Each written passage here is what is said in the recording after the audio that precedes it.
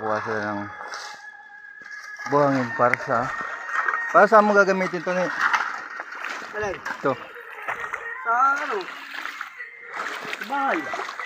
bahay. Oo, parang hindi ka nabibili ng buhangin, saka graba. Sige, ito na lang ang problema mo. Sa bakal, no? Oo, biyaya ng kalikasan yan. Eh. Dito sa lihim na batik na to. Ang tawagin ito lihim na batik. Kasi hindi nila alam doon kaya lihim ito. Guys, ayan o. Yaman ng kalikasan, biyaya ng kalikasan, nandito na lahat.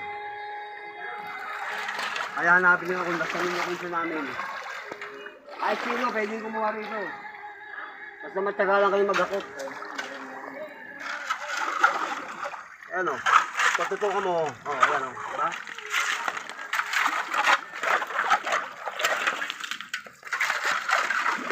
Sa malaking tulong kami itong ginagawa ko kasi lumalalim yung ilog, kumaga, iwas sa baha sa mga bahay, may mga bahay. Eh. Diba? Kasi pagbababaw yan, yung baha, akit yan doon. Ganun. Ganun na ganun.